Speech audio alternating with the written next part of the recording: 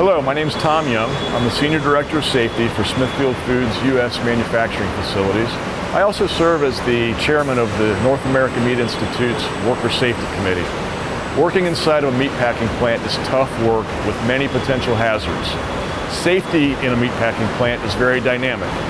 This means there are many procedures and a lot of equipment in place to help ensure that we reduce the likelihood of employees and workers being injured. Safety in a plant truly begins from the moment an employee is hired through training designed to help employees reduce the risk of an injury from the potential safety hazards they may face in the production environment. Injuries in the meat and poultry industry typically take two forms: trauma related to an accident or cumulative trauma caused by repetitive motions over a long period. Equipment plays an important role in preventing both. At a very basic level, all workers must wear protective helmets, appropriate shoes, and hearing protection. Workers using knives have additional layers of safety gear, including gloves, aprons, and arm guards that are cut resistant, as well as appropriate eye protection. Plants also typically have dedicated safety personnel who are constantly walking the floors to identify potential safety hazards and stop any unsafe practices. Some companies also use technology that will automatically stop cutting blades if they sense a body part has come too close, preventing serious injuries. Meat plants must use scrupulous sanitation to ensure food safety. Daily cleaning and repair of equipment can pose a risk. The U.S. Occupational Safety and Health Administration, or OSHA, requires that companies train employees to follow procedures called lockout-tagout. This ensures that machines cannot be turned on when someone is working on them. Workers lock out the energy source of the machine and keep the only key with them that allows only that worker to re-energize the machine. Plants also have procedures for confined spaces to ensure the safety of employees when they go inside to perform work. When a team enters a confined space, such as inside closed equipment, procedures are in place to control hazards prior to entry, and an attendant remains outside maintaining communication with the entrance. The air content and other hazards are monitored and controlled to keep the employees in the space safe.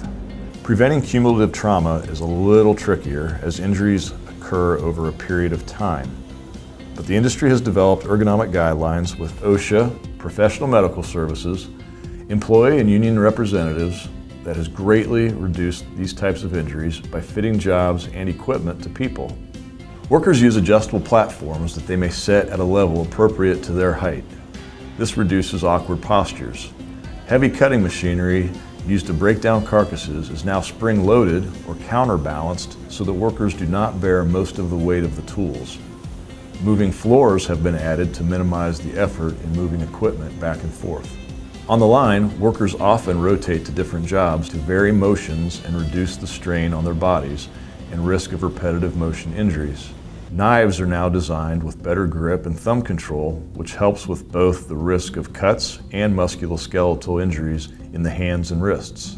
Other protective equipment, such as mesh aprons, are designed with ergonomic standards in mind to reduce muscle strain and prevent serious lacerations. Companies also encourage worker stretching before and during shifts and slowly introduce new employees to the lines to help them adjust to the work. On the occasions when an employee is injured, there are specific procedures in place to get them care. When injuries occur, employees are trained to report it immediately. An injured worker is then sent to be treated, and in some cases, this is done by nurses or doctors on site. On-site clinics function much like a doctor's office, with follow-up visits to assist people as they heal. OSHA requires that any injury that leads to lost work days, restrictions, a transfer, or medical treatment beyond first aid be recorded. The data is then tracked over time. OSHA data shows that the industry's efforts are making a difference as injuries and deaths have dropped dramatically over the last 25 years and continue to improve yearly. The industry compares favorably with other manufacturing jobs, but we can always do better. Companies are constantly evaluating procedures and looking at why each injury occurs and what steps can be taken to prevent it in the future.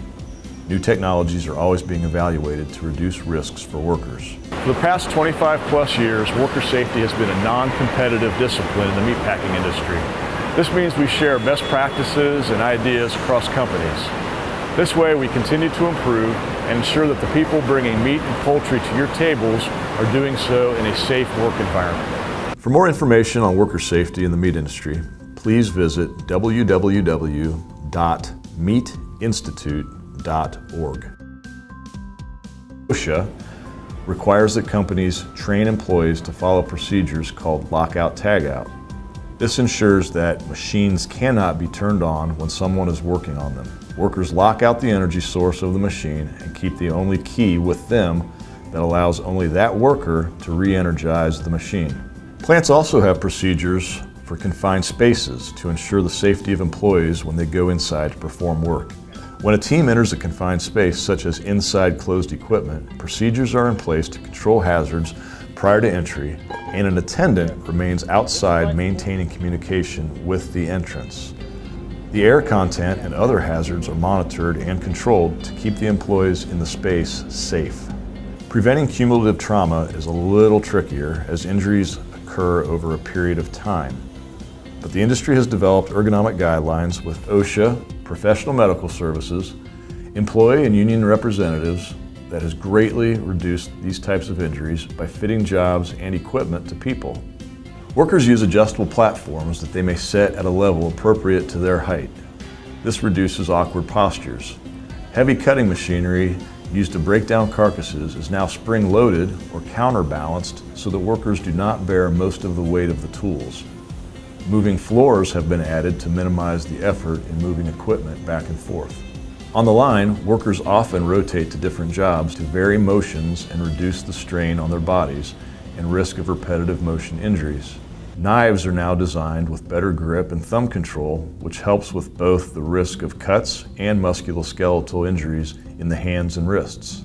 Other protective equipment, such as mesh aprons, are designed with ergonomic standards in mind to reduce muscle strain and prevent serious lacerations. Companies also encourage worker stretching before and during shifts and slowly introduce new employees to the lines to help them adjust to the work. On the occasions when an employee is injured, there are specific procedures in place to get them care. When injuries occur, employees are trained to report it immediately. An injured worker is then sent to be treated, and in some cases, this is done by nurses or doctors on site. On-site clinics function much like a doctor's office, with follow-up visits to assist people as they heal. OSHA requires that any injury that leads to lost workdays, restrictions, a transfer, or medical treatment beyond first aid be recorded. The data is then tracked over time. OSHA data shows that the industry's efforts are making a difference as injuries and deaths have dropped dramatically over the last 25 years and continue to improve yearly.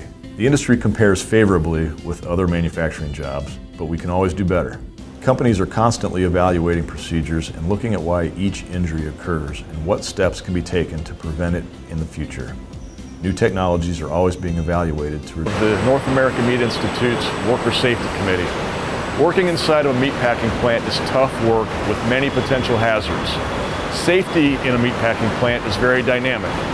This means there are many procedures and a lot of equipment in place to help ensure that we reduce the likelihood of employees and workers being injured. Safety in a plant truly begins from the moment an employee is hired through training designed to help employees reduce the risk of an injury from the potential safety hazards they may face in the production environment. Injuries in the meat and poultry industry typically take two forms: trauma related to an accident or cumulative trauma caused by repetitive motions over a long period. Equipment plays an important role in preventing both. At a very basic level, all workers must wear protective helmets, appropriate shoes, and hearing protection. Workers using knives have additional layers of safety gear, including gloves, aprons, and arm guards that are cut resistant, as well as appropriate eye protection.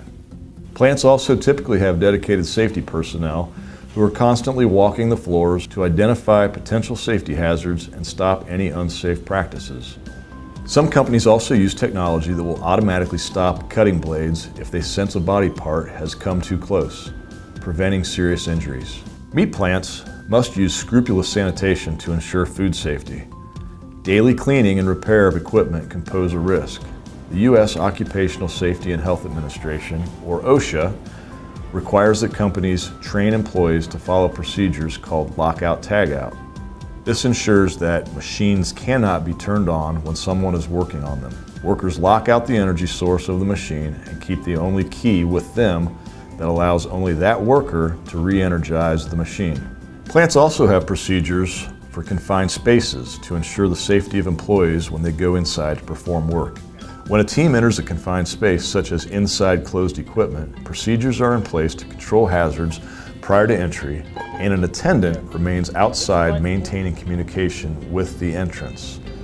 The air content and other hazards are monitored and controlled to keep the employees in the space safe.